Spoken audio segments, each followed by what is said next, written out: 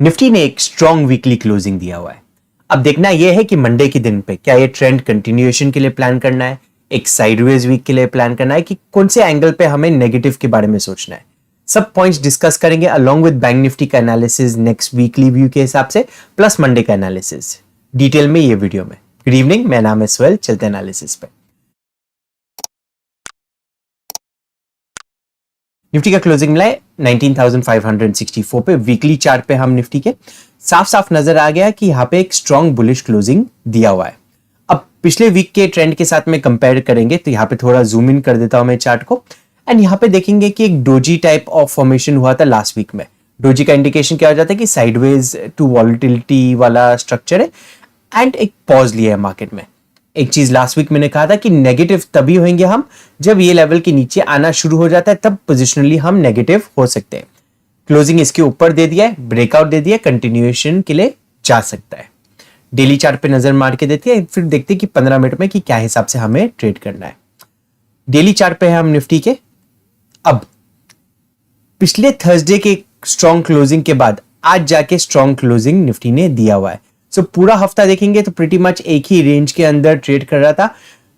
Gap up खुल रहा था, सेल ऑफ के लिए आ रहा था, या तो गैप डाउन खुल के ऊपर की तरफ जाके वापस से सेल ऑफ आ रहा था, पर कुछ खास इंट्राडे का मोमेंटम नहीं कर रहा था, एक रेंज के अंदर फंसा हुआ था।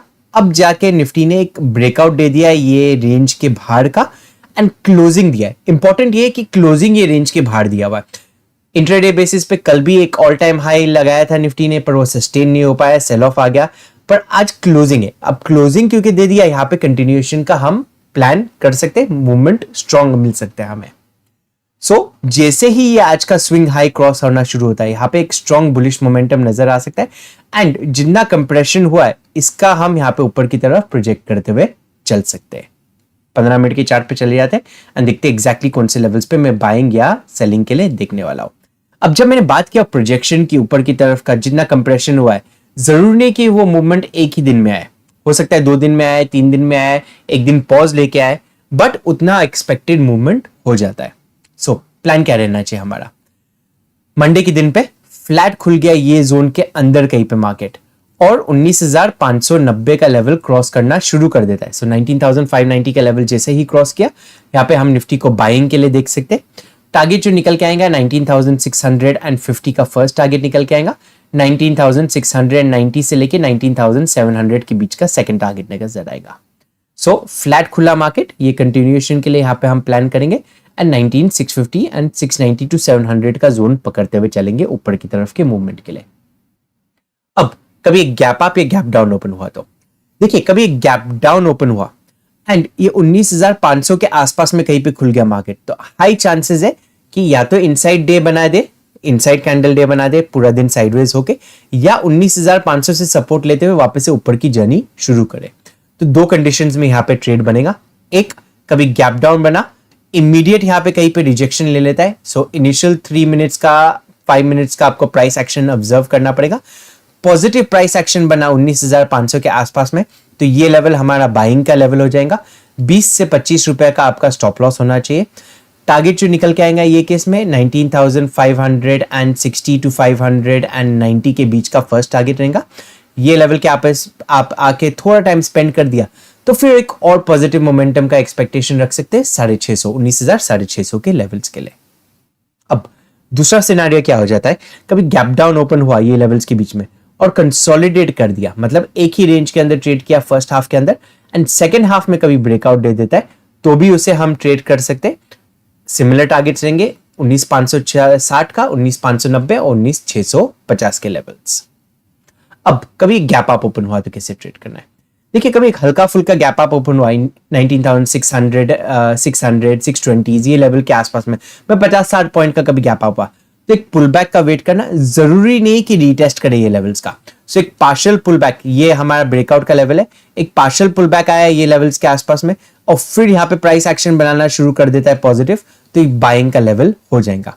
सो गैप अप खुला, थोड़ा पुल बैक लेने दीजिए, पुल बैक लेके जैसे ही रिजेक्शन लेना शुरू कर देता है, हम ये लेवल्स के आसपास में बाइंग के लिए देखेंगे, और टारगेट इंटैक्ट है हमारा 19,650 और 19,690 का। चलिए देखते हैं अभी बैंक निफ्टी को किस तरह से ट्रेड किया जा सकता है। बैंक निफ्टी का क्लोजिंग मिला है 44,819 पे। पहले वीकली चार्ट पे चले जाते हैं बैंक निफ्टी का, देखते हैं क्या बैंक निफ्टी सिग्निफिकेंस दिखा रहा है, उसके बाद देखते हैं डेली एंड 15 मिनट का चार्ट। सो बैंक निफ्टी की 15 वीकली चार्ट पे देखेंगे कि एक पॉज वाला कैंडल बना दिया था, एक डोजी वाला कैंडल बना दिया था। अब डोजी जब टॉप पे बन जाता है एंड अगले वीक का कैंडल कभी नेगेटिव बन गया तो ये सिग्निफाई करता है कि सेलिंग आ सकता है मार्केट में। अब यहाँ पे ऑब्जर्व करेंगे आप तो एक डोजी टाइप ऑफ कैंडल बन गया, थोड़ा जूम इन कर देते हैं। डोजी क्या कैंडल बनने के बाद यहाँ पे नेगेटिव कैंडल बन चुका है। सो यहाँ पे यस हल्का एक सेलिंग प्रेशर नजर आए, बट ये भी डोजी टाइप ऑफ कैंडल है।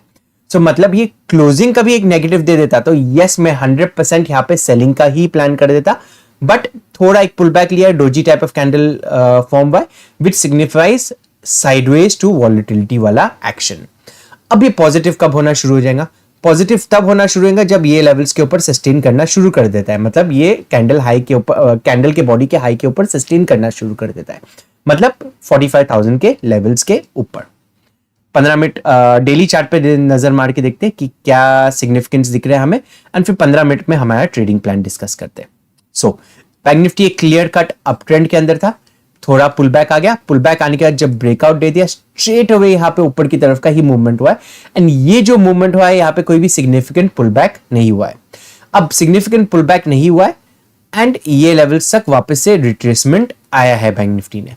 सो आप देखेंगे यहाँ पे ऊपर की तरफ का मूवमेंट किया, यहाँ पे रिट्रेसमेंट आ गया, यहां से सपोर्ट ले रहा है, 1 2 3 4 5 6 दिन से नेगेटिव एक रेड कैंडल बना हुआ है, मतलब जो क्लोजिंग का प्राइस है या ये जो भी ओपनिंग का प्राइस है उसके नीचे जाके एक क्लोजिंग दिया है मार्केट ने।